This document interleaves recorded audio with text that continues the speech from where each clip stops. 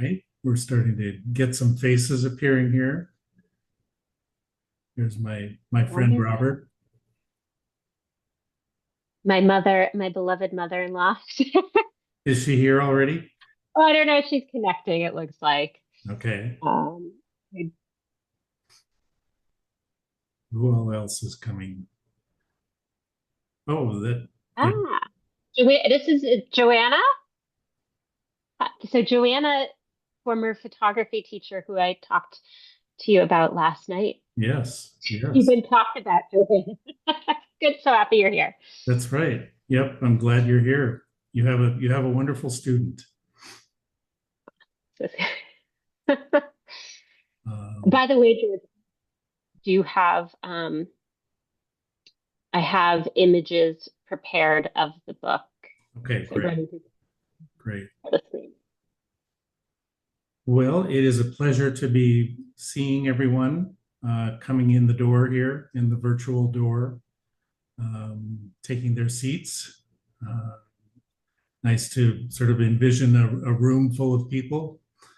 But through the miracle of Zoom, we have the ability to come to you from all over the place. My name is George Slade, and I'm sitting in Minneapolis.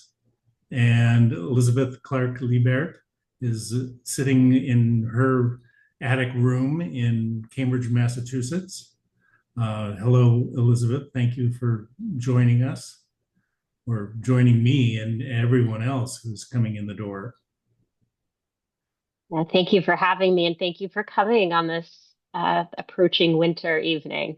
Yeah, yeah, not too soon, I hope. This is the November 2024 episode of the Photobook Banter series, episode number 13.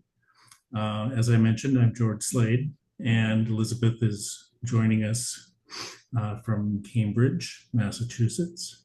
There's a lot to deal with in your book, Boy Crazy, and uh, I know that we can go through content, and we can also go through the form of the book. And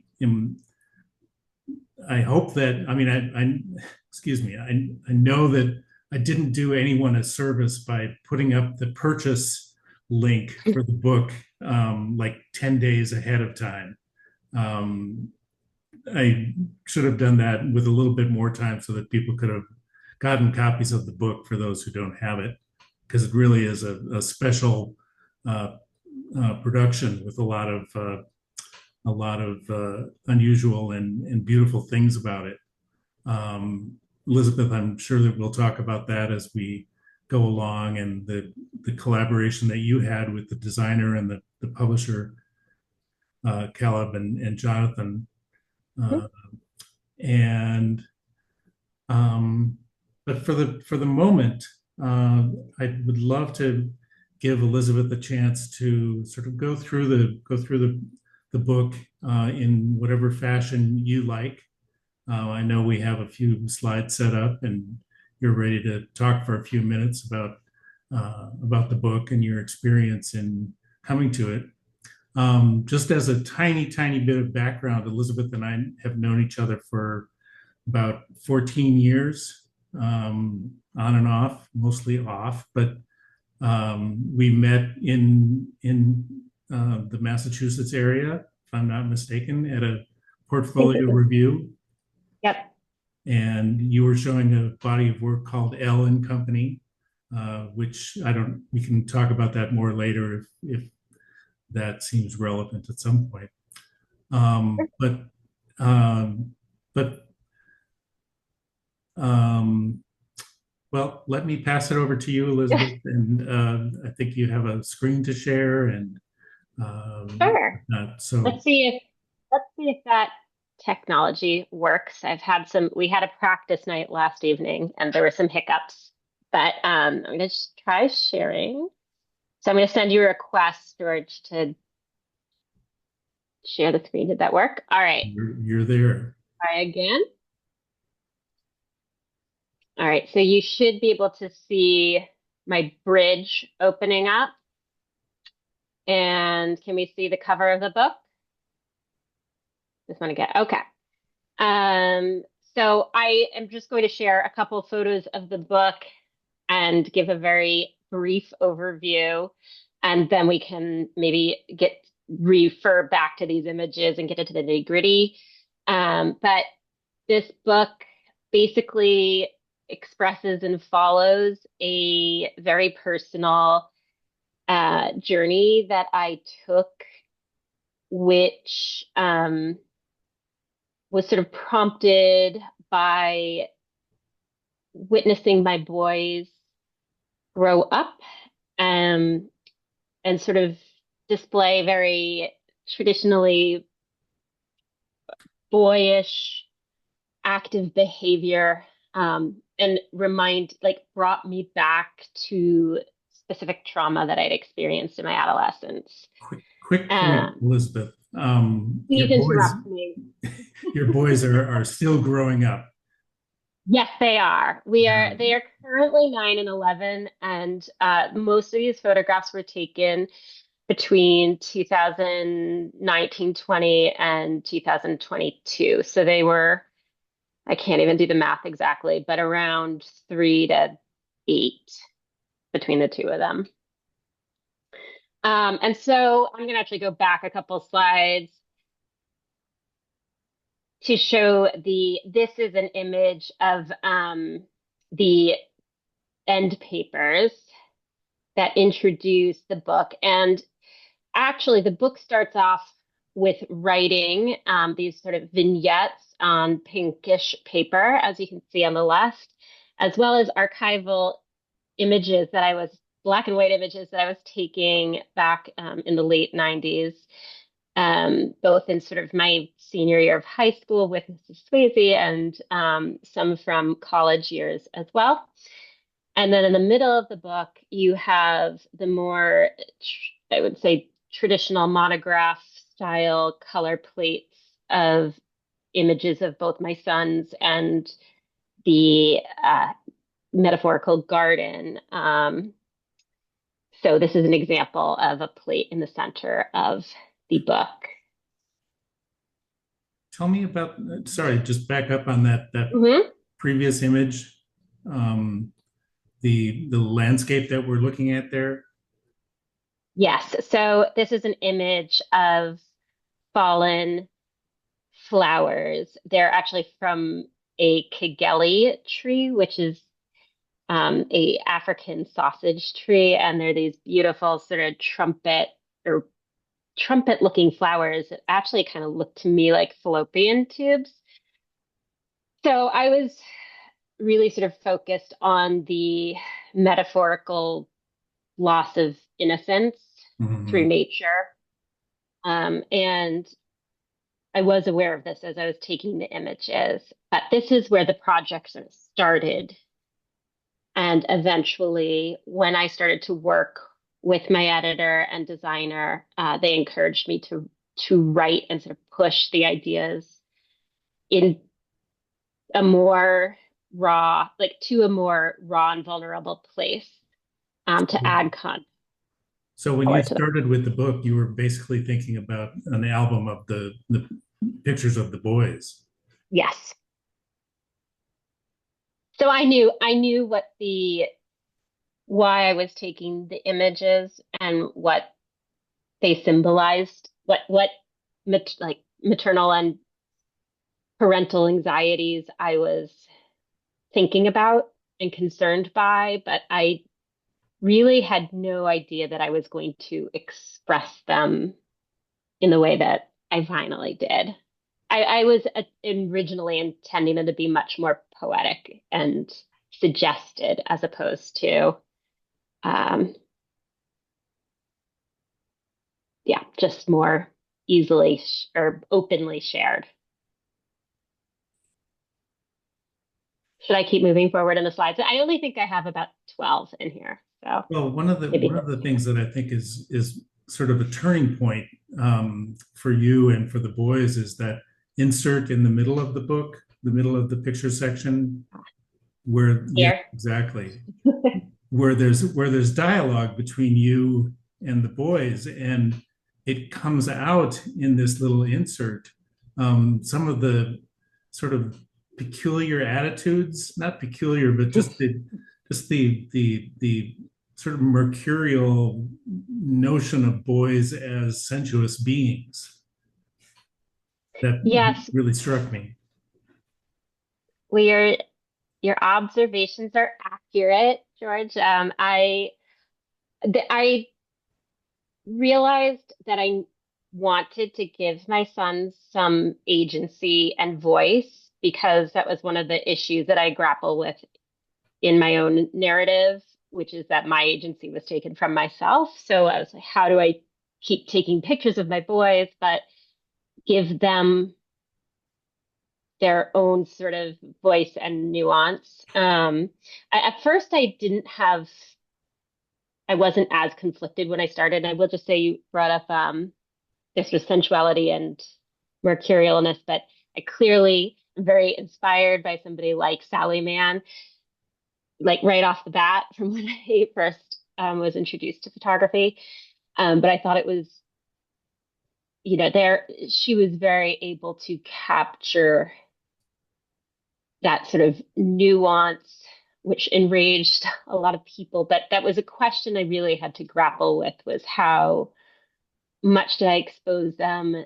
How did I let them have some sort of say over that when really they're still too young to fully Mhm. understand that? And this was an attempt at that. And it was also that I basically just interviewed them and asked them questions about what they thought about the photographs of themselves, if they were going in a book, and I recorded the answers and I really kind of condensed them. But Yeah, you might flip back to the previous image with the pixelation on it,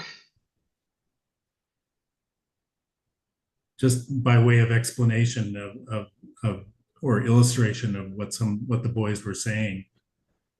correct. And that worked out. I mean, it was very sort of serendipitous and fortuitous when they said that they loved the censor strip due to YouTube. I was just it was a moment for me too in which I laughed. I was like, well, of course. And frankly, I'm delighted that you like that because visually it works very well on multiple levels for me, and that I think style aesthetically I like how it pulls in the different colors, but also it's drawing attention again to this at least question about how much are you sharing yourself with the viewer, with especially, so I would just say this is my second son, George, also, and he is very he's not the one who said that he wanted to be covered. He's the one who's very comfortable in his own skin and continues to be. So it's very interesting to see their two different personalities, and I hope that kind of comes across in their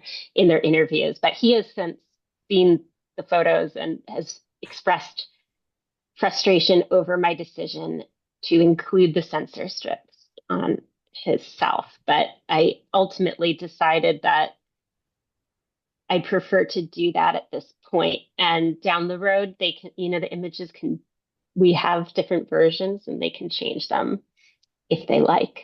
Well, you have a very moving note in your afterword or your colophon acknowledgments to the boys about how at some point in their lives they will come to understand this book in a in an evolved way, or I forget exactly how you put it, but it was very lovely. Thank you. I hope I'm thrilled that you noticed the acknowledgments because to me, that's probably the most important part of the book. I think that's a hope I have. And also, I somewhat dread that day, but we'll see. My husband and I actually talked tonight whether we are going to have them be on this call, but ultimately I decided maybe we're not quite there yet. They have seen the book, but they still don't. They look at the pictures and they see themselves and are excited to see themselves. And they've had questions, which is wonderful because that's actually prompted some of the conversations that I hope to have with them, Mhm. that maybe I wouldn't have without this sort of vehicle for conversation. So all of these pictures, this more conventional album, traditional photo book is like the sandwich layer the filling between the pink pages, which I think of as the sort of Yeah. crunchy exterior. Um, You can see them here on the side. yeah, breaking the ice. That's Yes. a beautiful moment. Let's see what I have here. So here's an example of this is sort of a detail shot of some of the text and another older image from actually from Tuscany. And then this is the end paper. What is it called? Are they called end papers both in the beginning and the end, Yep, or the I'm front end forgetting which? papers and the Okay. rear end papers. Yep. These are the rear end papers. So the front end papers are a list of symptoms and prescriptions that I have received over the years. And these are actually notations from a phone call that I had uh, with one of the perpetrators that I discuss in the narrative. And I think and then this is what my final image, which shows the front and back side of the cover, which show the full image and title. It's a kind of a complicated cover to read, but I guess once you hold it like that, it makes a little bit more sense. Yes, I struggle with this actual image right here on my screen right now, but Mhm. I think it looks. I'm not sure. It's hard to sort of discern what you're looking at, Right. but when you're holding it, I think it's a little. You're like, Well, one of the interesting things about the cover is when we dive in and see that we're looking at two boys here, the two boys, and then dive a little further, and we see that their faces are all etched out. It's a, I mean, I think I'm reading that correctly, aren't I? Or is, yes, okay. Um, it's an unusual device that you use there. yep. So this was one of the first images that I altered somewhat. I think it was considered, but also a sort of very emotional and almost like violent effort. The This image itself is not. This I think was edited in Photoshop, but I actually did have a print in which I scratched their faces off. But it was a very sort of literal representation of this triggering moment in which I realized a fear that I had over my sons becoming like these Well, two perpetrators from my youth. there's And there's a visually, very moving moment. I mean, on the very first page of text in the first pink section where you say, "I saw him asterisk staring down at me through my boy's golden crowns of curls. He could have been my brother. We looked alike. Our New England prep school pedigrees were almost identical. My sons could become just like him. And sadly, I sometimes believe it's more likely than not." And I just sort of got a chill reading that because of the nature of what you're projecting into them. yeah. Well, I think that introduction, that first vignette, kind of captures the whole point of, or it was, I decided to just sort of start right off the bat with what sparked the project, quite literally. And what's interesting is I did start to kind of, as I was photographing them, I sort of backed off that specific memory. Like whenever I would show the photos, I would say, "Oh yes, I'm very concerned. I have these parental anxieties about their nature," and um, people would just sort of look at the photos and say, "But why?" And that, "But why?" I realized I had to kind of dive into that. So Mm. Do you want to turn off your share sure, yeah. and come back and join us? Am I that stop? You're there. Good. I would encourage anyone who has questions for Elizabeth to drop them in the chat, and I'll convey them. Um, we can also, in a few minutes, open up to questions. But Elizabeth, why don't you say a little bit more about the design process of the book? Happy to. That was probably about a year of work with consistent, I would say, once every other week meetings with Caleb and Jonathan. And I'm happy to write their names here in the chat too at the end. But I originally I knew I had material that I wanted to create a book, and actually that goes back to our meeting with Ellen Co. or Ellen Company, George. I had considered making a book with that work at the time. I ultimately became a little insecure about Mhm. publishing work about my family and also encountered some other uh, ideas as to why to not publish at the time. But I realized later on, I was like, I wish I did publish it. So I had sort of made a promise to myself that the next time I created a body of work that I was proud of, that I would push through Mhm. the insecurity. And so I had made that promise to myself. I started to look at different publishers and designers, and Caleb had presented at a Griffin Museum book fair weekend. And I really liked the work that he had done, but also his approach to creating books, and working with the artist and creating this sort of piece of art in itself, like an artistic artifact. I didn't Mhm. want to just be a model graph.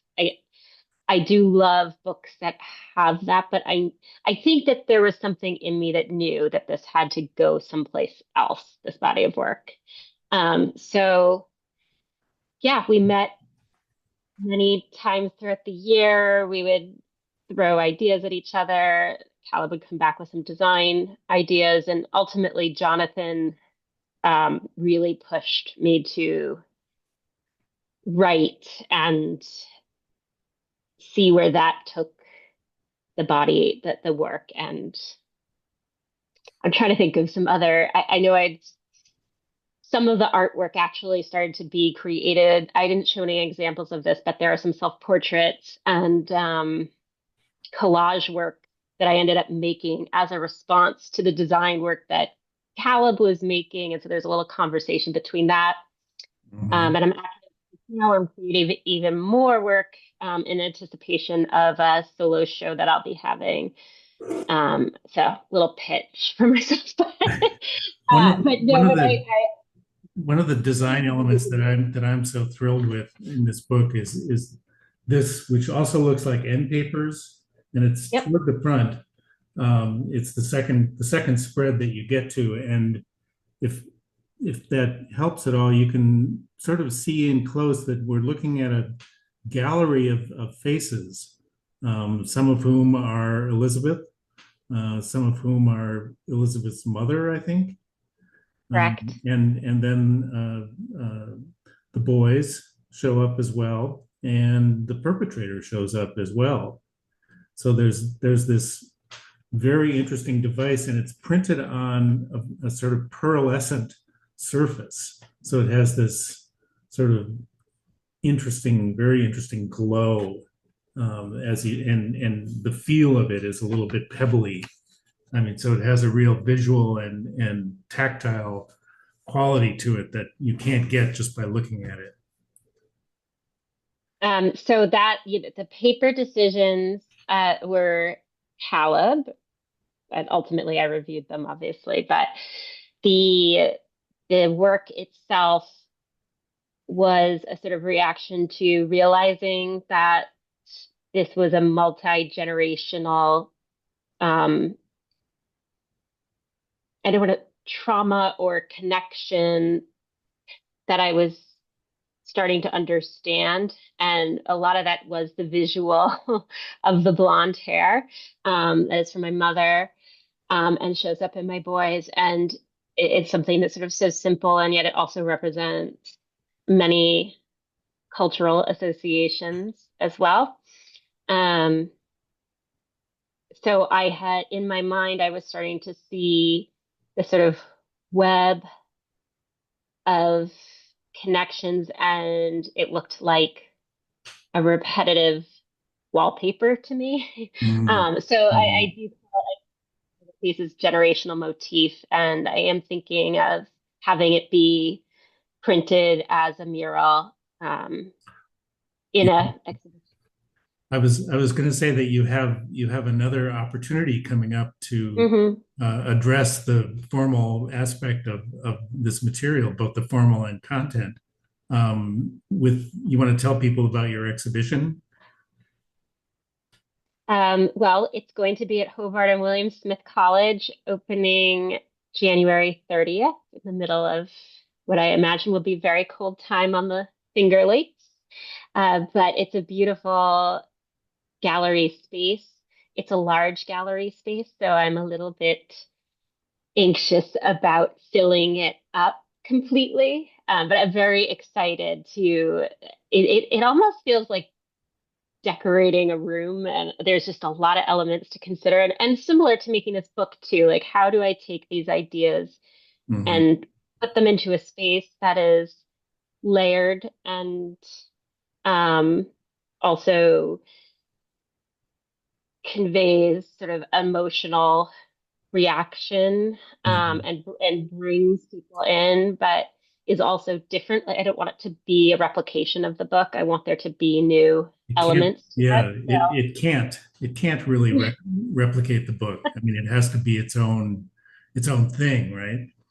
A thing that people move into and around and experience mhm. in 3 dimensions. I'm looking over your shoulder at that prop, the old iMac that you found on eBay um, Correct. for 140, $240 or something. Still I have to do functioning. better on that. It functions. The noises of it booting up are, they bring me right back to the time period of the late 90s.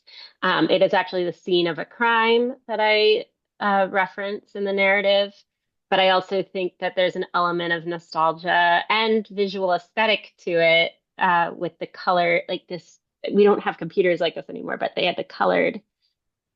I don't, this one is a blue one, but this sort of, I think the one that I owned at the time had a teal colored Mhm. back to want to I, have ideally.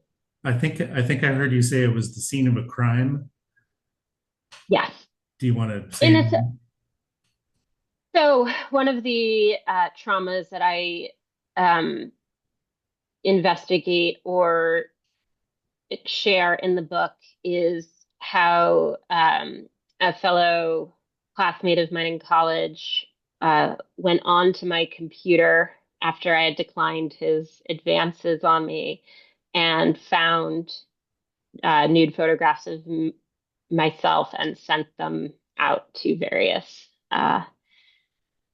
varsity sports teams, which nowadays they have, I guess it's both called revenge porn, but also it would I think it would be classified as trespassing. I'm not at the, like, during that time, we didn't have sort of an understanding, or at least I didn't have an awareness or understanding of how that could be a crime. I knew it was wrong, and I was very, very, uh, again, traumatized and devastated by it. And I actually went to the dean of students. This is not in the book, but looking back on it, my hope is that kids are much more aware of these questions of consent. Um, but at that time, I Hmm. felt very unsure of it. And yeah, so that's and that's the storyline in which I was able to contact this perpetrator. Um, And asterisk. right, and that contact and that conversation resulted in the the pieces or the excerpts that are in the back end papers, right? That's correct. Yeah. Um, there's a question from Liz Sterner that says, "Have the boys seen the finished book? And what was their reaction?" So they did see it, and I feel like they were initially excited and immediately flipped to the photos of themselves. And there was a little bit of, I think, conflicted response, a little bit of, oh my God, I'm embarrassed, but do you know, this is exciting that I'm in a book. Um, since then, not as much interest. But there was a question, I think, again, the cover with the faces scratched out that Mhm. what I mean, for them, they're like, well, why did you do that? So I think visually, because they're not taking the time to actually read the work, they did read their interviews. I mean, again, there's a little bit of a self-focus. They're at that age where they didn't care what mom had to say in the beginning and end yet. Well, there was But a very funny line in the little insert book where you say, "Why is it good if everyone can see you?" mhm, And then the answers are, "Well, then everybody would know me." And then George says, "Then we'll be popular." And the response, yes, "Yeah, very popular." correct. So there's a lot of I it was just sort of wild to me. I was leading with questions that I thought would pertain again to the work, but the overlaps of some of the issues that I was dealing with as a teenager are just so apparent again through them. And I think that I've learned that being a parent is a lot of sort of working through issues that maybe you had as a child, but it's like I really do see so much of um, myself in them, and maybe I'm projecting it onto them. And I'm aware of that, but that's it. It again, it was just interesting to sort of pull these conversations and see that this is just part of who we are as humans, and that sort of struggle. When I mention, oh, okay, bye, Yes, Chantal. thank you, Chantal. Um, when I mentioned the word catharsis, did does is there a moment in the process before the book, during the book, after the book, somewhere along the line, where does your most cathartic moment come? I would say, I mean, it is a continued work in progress, and there continues to be moments of catharsis. Probably I started to experience some of them from the writing, but there was still a lot of feelings of shame and anxiety uh, during the process of publishing and then sharing it with the public and family members. I would say is probably still the most challenge, like the closer the people are to me, the more challenging Mhm. it sharing it is, but also more potentially cathartic because I think it has, as I said before, allowed me to prompt conversations that I find are helpful and sort of allow for progress and growth. So, to answer your question more succinctly, after the book was published and continues. Well, because there was an exchange that you had with the perpetrator that seemed very unsatisfying. No, yep. I would say no, there was no catharsis in that Right. moment. However, Right. potentially a little bit of youth. I think I had wanted to ask him these questions for so long, even though the his response and that interaction were not cathartic. I think I was just finally able to voice things that I wanted him to hear, like that I wanted him to know that I had these questions and And it patience. was 20 years between the incident and the communication, right? Something Yep. like that. It was 20 years almost exactly. So that was a moment too, but I think ultimately it took time for me to process that. And I think it, it, it, it was something that I had a lot of pent up rage and other emotions regarding. I would imagine. I would imagine very, very difficult experience to have had. And I know some people say that you're very brave to have gone through this. I know that's something I think I still am not quite sure resonates fully, but I think I am proud that I finally took a dive into that conflicted space that I was sort of so reluctant to deal with prior to working on Mhm. this. Mhm. Um, well, what else would you like to say about the book before we open up to questions?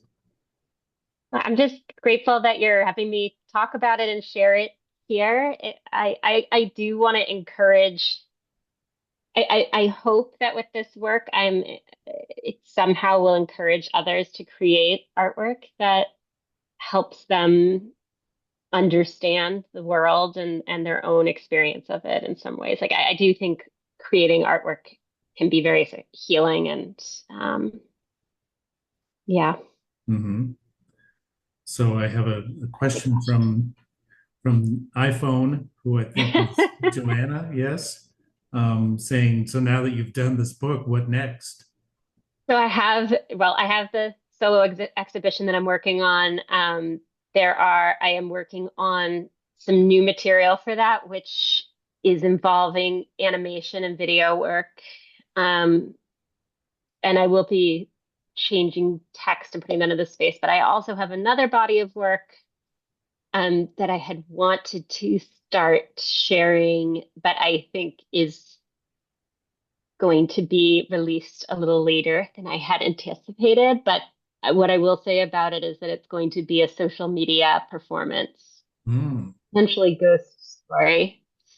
But I don't want to share too much about it. But it will be a series of self portraits to some degree and deals with uh, media, the internet, the house, wallpaper. Wallpaper. There's that theme again. Yep. I love wallpaper. Love it. So, You know, the Charlotte Perkins Gilman story, yes, the wallpaper. yes. Yes, I can't believe I didn't know it for so long, but it's very applicable to this project. Hmm. Okay. Um, for those of you who don't know the story, it's a tale of sort of a horrible situation in which a woman shut up in her room begins to have interactions with the designs and the wallpaper. And Elizabeth, it sort of scares me that you're sitting up in this attic space with interesting wallpaper behind you there on the wall, and that box, your box with the diamonds on it. Oh Uh, yeah. that's kind of a little bit haunting to me, but I trust that you're safe and that the wallpaper is not going to absorb you as it did the protagonist of the Gilman story. Well, I think I have an ending already to it, but I'm not going to share that. But I hope that you'll follow along and that it won't frighten you too much. But a little fear is never a bad thing. All right. Anyone who would like to ask a question, feel free to unmute yourself and speak up.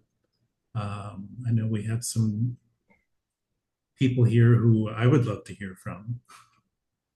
Uh,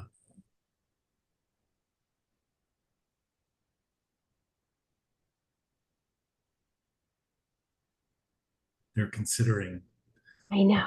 thinking very I'd hard. love to hear if anybody's dating or working on their own books or creations. Hmm.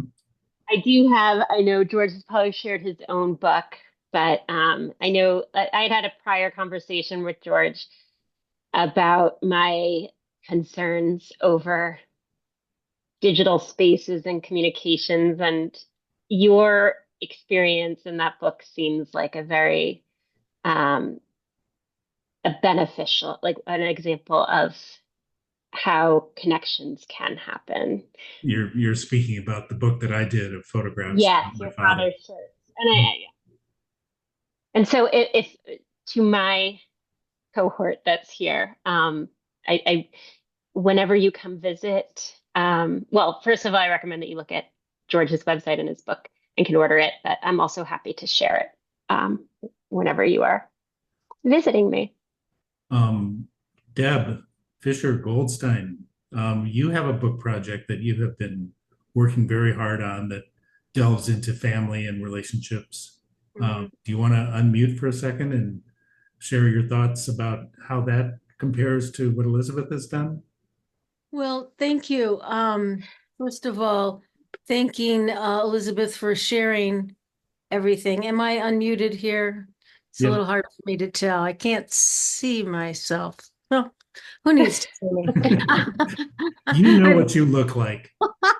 It's weird. I'm talking, but I'm looking at George. So like, who's talking here? I'm not sure. Who am I? I must confess that and I apologize. I'm a little unclear about what Elizabeth's book is about.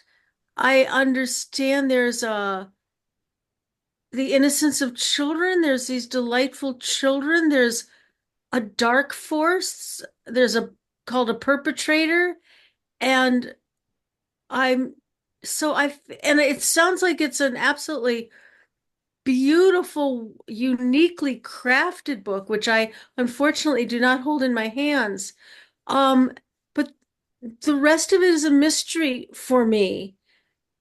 And I'd love to know more about it, but I'm feeling rather illiterate at this point. Maybe I missed something, or maybe I'm just not grasping what the project is about. And then to speak about mine is just so straight ahead and kind of boring and different.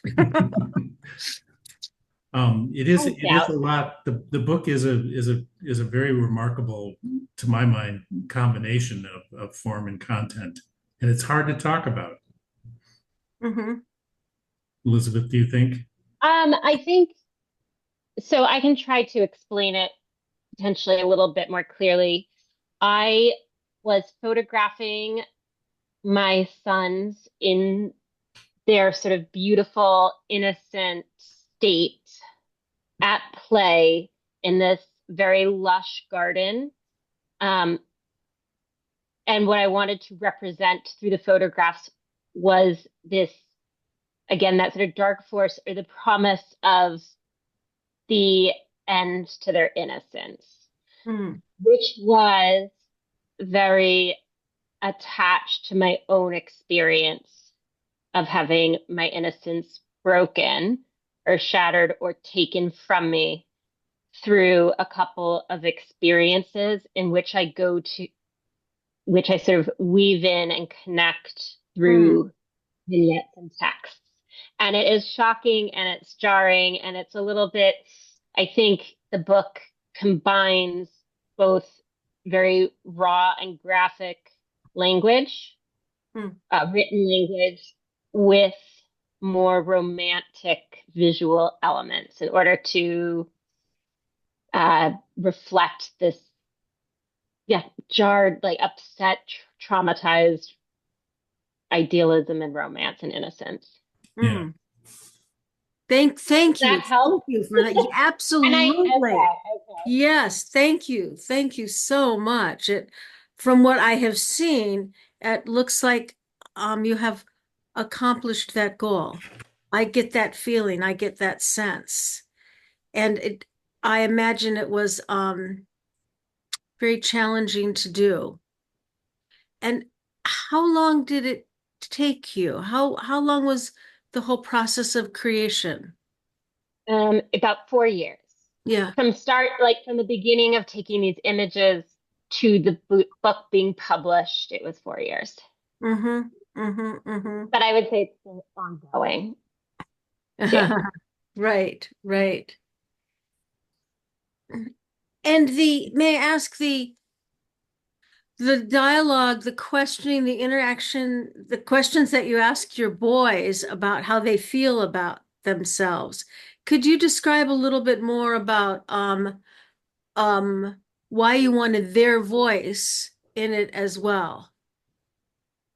I for a couple of reasons. The first was that I realized that a lot of what I was doing with this work was sort of replicating or repeating one of the traumatic experiences that I had, which was this sort of taking of my own artwork or images of myself that I felt were not his for the taking and distributing. So I had to really grapple with that question of I'm taking these images of my sons and do they Ah, have any agency over this? mm-hmm. I still don't know the perfect answer to that, but I found that interviewing them and having their voices and just hearing their input myself felt like I was at least giving them a touch of agency.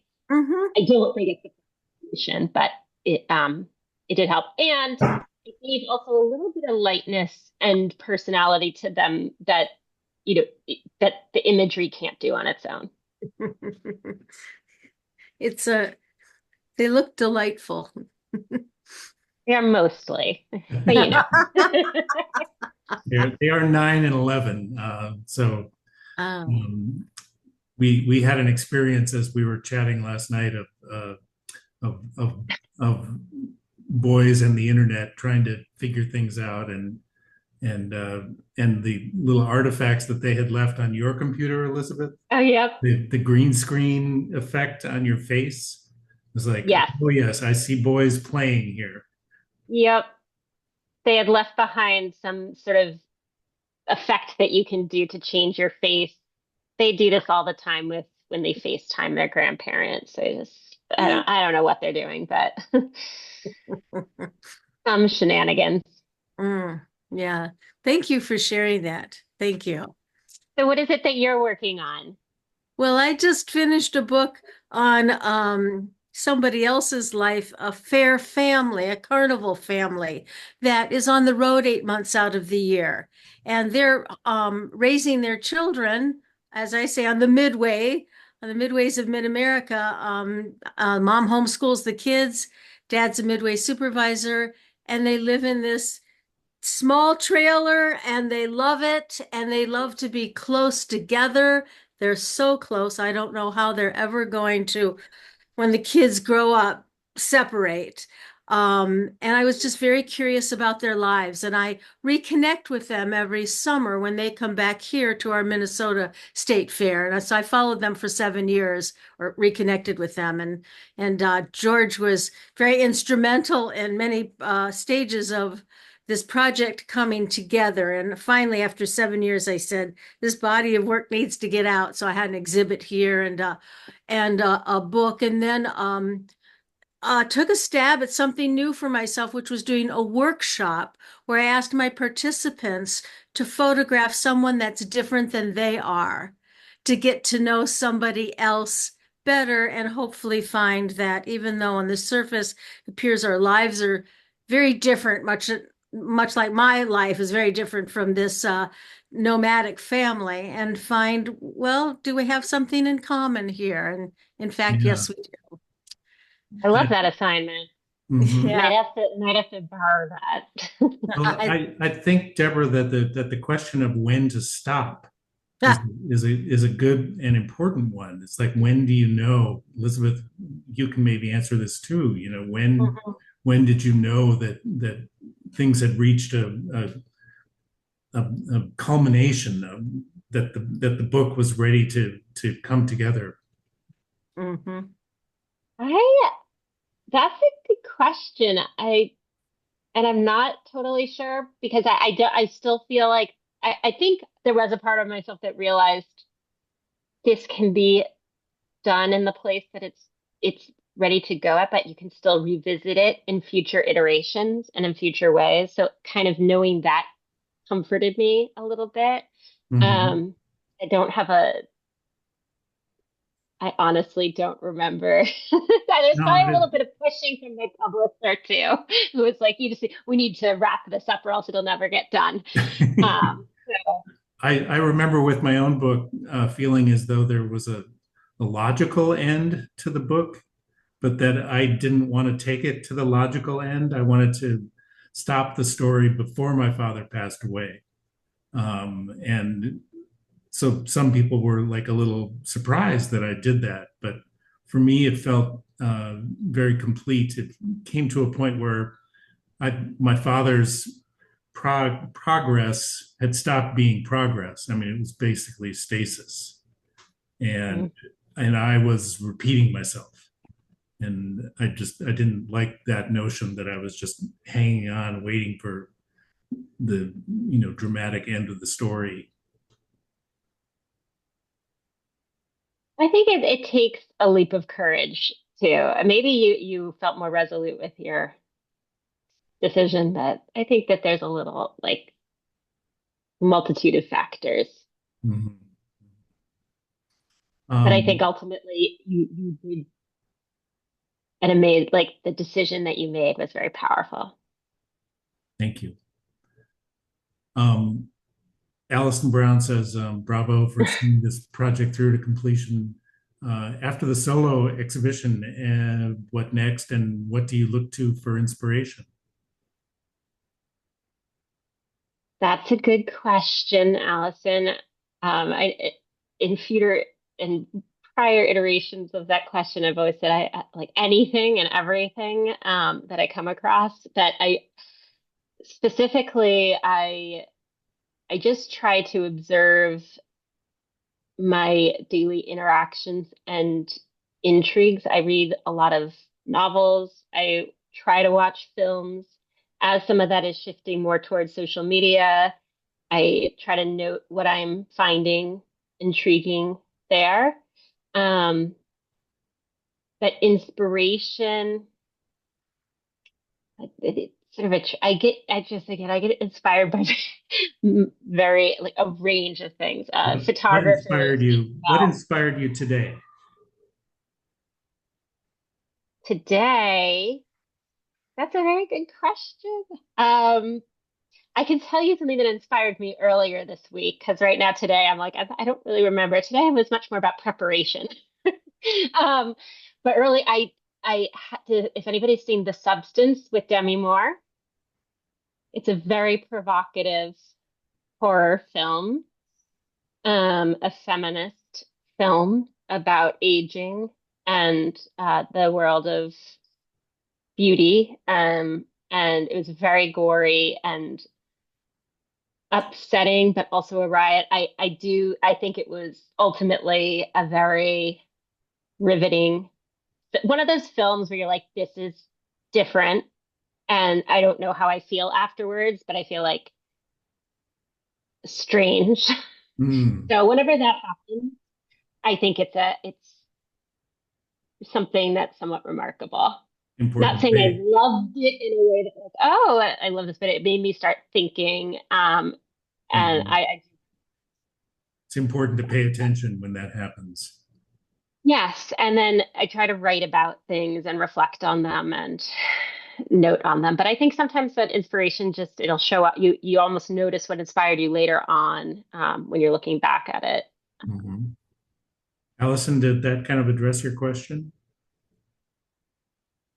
And she did ask too about what next, but we mentioned a little bit about this project that's going to be a social media piece. But I will say for that piece, I was inspired by also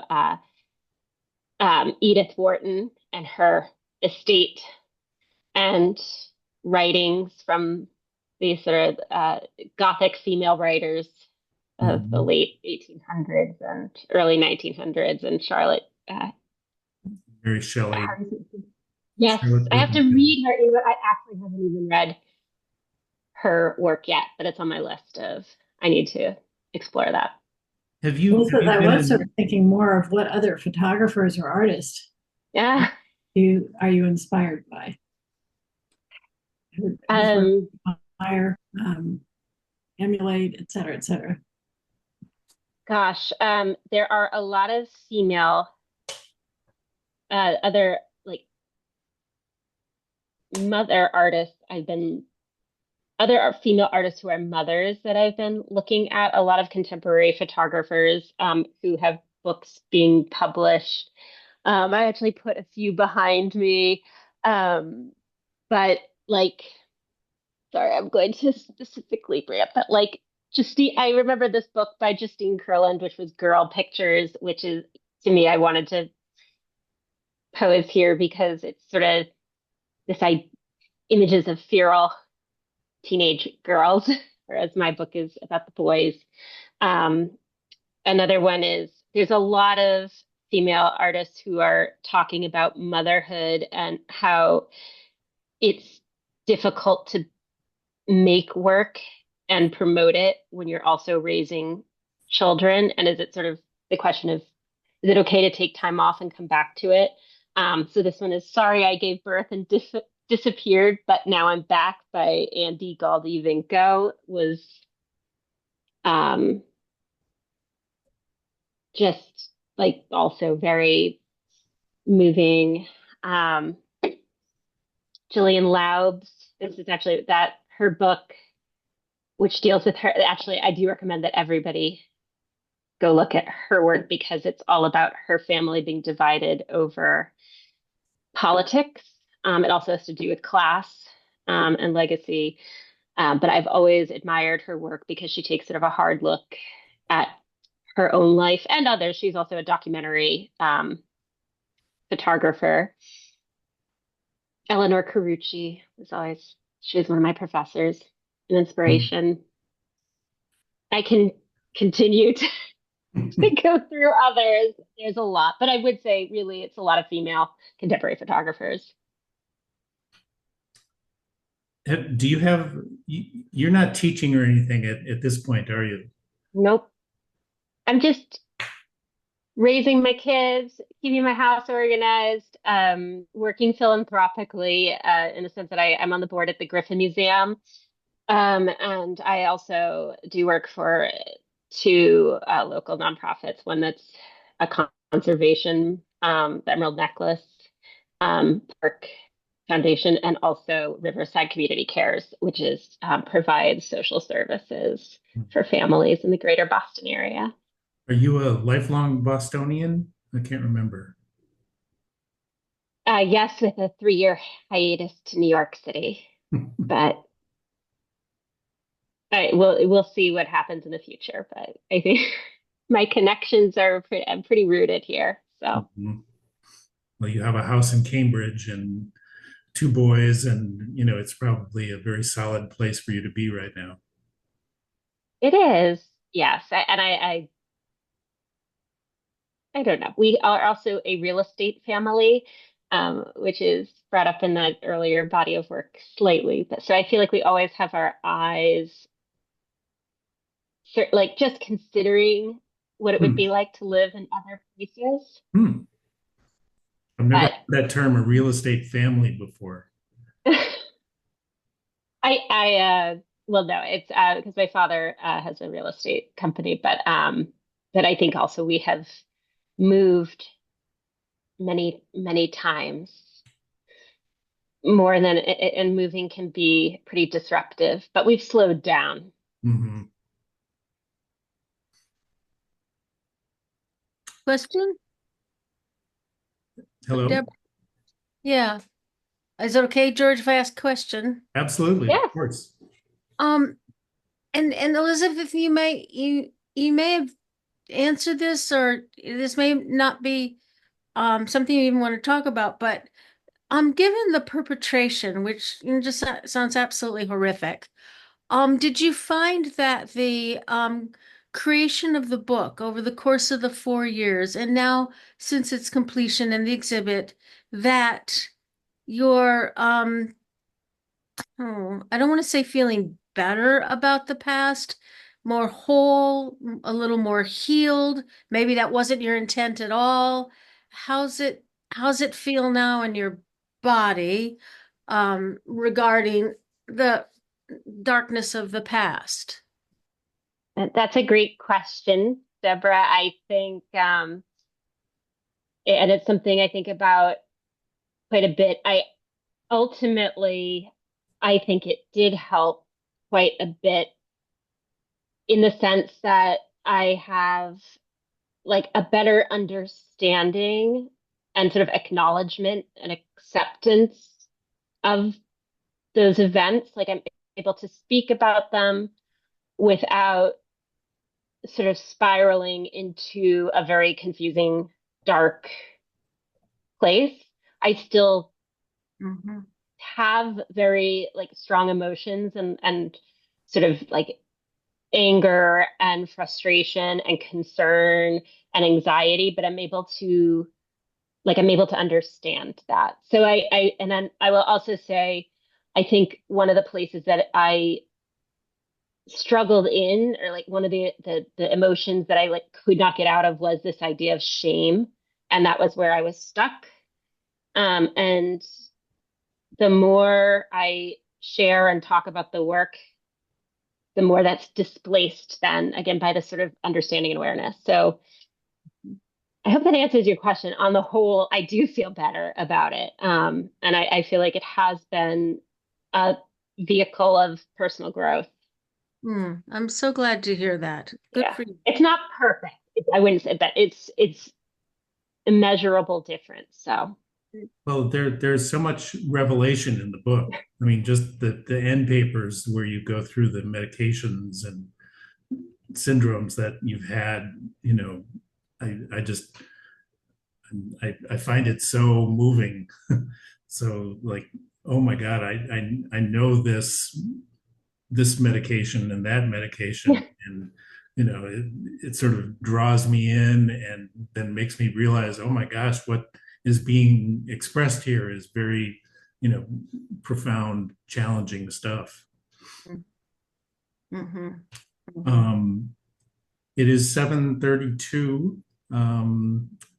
We have come to the official end of our program. Um, I don't know if anyone has any last questions that they want to ask, but now would be the time. Speak now or forever hold your questions. Hi, George. I'll ask a question. Oh, great. Elizabeth, thank you so much for sharing your work with us and explaining the things that you've explained so far. I actually have two questions. While I was listening, I did move over to look at the website where the book is for sale. And at the very top, it says, "My sons are beautiful creatures, but worry that they might become monsters one day." And I wonder what that means. I'd be interested to know what exactly that means. What is it about them that you are worried about? And what does that mean, monsters? um, you're hitting on like the sort of biggest concern or a fear that I have as a parent. And that sort of again prompted the creation of this book was that I literally had this moment in which I visually saw um, the face of somebody that I experienced sexual trauma with through the face of my sons, and that they literally, like, they physically resemble each other. In that their hair is similar, but not just that. They also come from a very similar upbringing of extreme privilege. And this all sort of also occurred, it was like late 2019.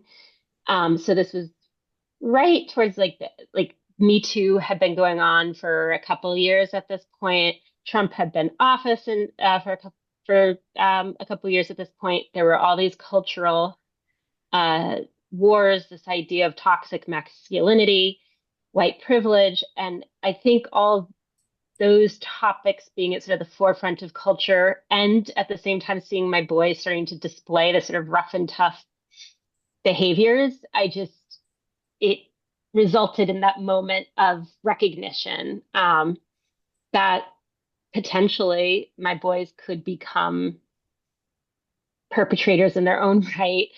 And sort of how was I going to manage that? Like, is there a way that I could prevent that from happening? But I realized as I was going on, it wasn't so much about that. It was that I had to process my own trauma, which I really had never done. I just kept kind of like burying it and not dealing with it. And so I was projecting it onto them. Mhm. That's a very long-winded answer, but you kind of hit the nail on the head with like the crux of the origins of this project. Well, And continued concern. and what? And what? And it continues to be a concern that I'll probably always have. So Well, what struck me was, and thank you for your answer, because what struck me a day or so after the election, I don't remember where I read it, but high school boys were walking through their hallways, pointing at girls and saying, "Your body, my choice." And that's what I thought the monster part was, where this and the toxic masculinity that maybe we're opening ourselves up for now culturally. Um, so thank you for your answer. The other question I had was if you could explain the title "Boy Crazy" has sort of it feels like a double entendre. Um, when I actually first heard about the book, and I don't remember where or when, I thought it was about girls being boy crazy. That's an expression that I grew up with as a youngster. I remember that when a certain girl would be flirty with boy. Well, she's just boy crazy. But that's not what this book is about. so yes, it is meant to be a double entendre. I definitely was labeled as boy crazy, and I actually identify with it. Like I'm proud, I'm happy to be boy crazy. But I really was also referring to the sort of mental illness consequences of Hmm. the trauma that I experienced at the hands of boys, and also being crazy over my own sons, and being like the anxiety that having sons is creating. So there was like a lot of overlap, and there's actually also a small vignette in the book in which, again, like I have to give credit to my sons for somehow really adding depth to the book on their own terms. But my younger son said, "Mom, I think the title of your book is wrong. It's supposed to be Crazy Boy." Crazy And I was like, boys. "You're Yeah. right. You're very right." So that's partly why the title, the cover is done the way it is. But I thought that comment was spot on. He didn't know fully, but I was thinking, you're very right. Yeah. I'm sorry, I missed it. It cut out here. What did your son say the title should have been? Crazy boys. Oh, gotcha. Because that's what they are after all. Mhm, Yeah. mhm, Calvin and George, mm, Yeah. the mm. crazy Libert boys. Um, I have my maiden name just in case my mother-in-law's work is watching, but yeah, they are Libert Sterners, okay, right? Libert Sterners. All right. Got to be sure we get our names It's okay. proper. I Um, just, I'd like to say thank you because you've opened my eyes to a whole new world of personal, artistic, significant, important, touches all of us piece of art and exploration. And you've just claimed your power through all of this and helped me see so many things about possibility, what we can, how we can shift, how we can take things, that have happened and work with them in a myriad of ways. And thank you for that. That's very touching. I appreciate those comments. Yeah.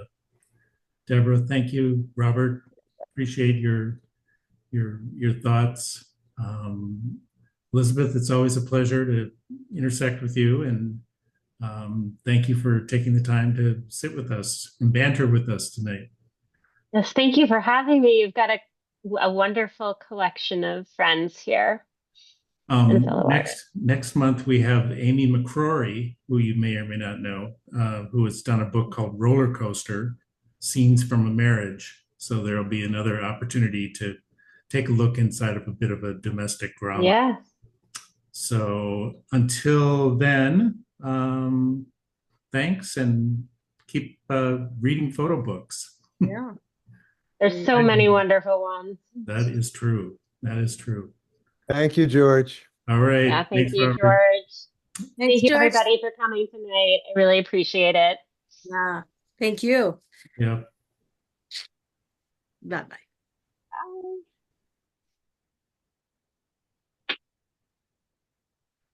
All right. I'm turning Thank it off. you. Thank you, Joelle. Thank you, everybody. Thanks, Elizabeth. Do you want me to stay till the end? I'm like, Well, the end is about to happen. So yeah, so I hope you have a great night. And yeah, just thank you so much again for having me, and keep me posted, and I'll have to come to your next banter. This was please wonderful. do. Yep. All right. Look forward to it. Bye.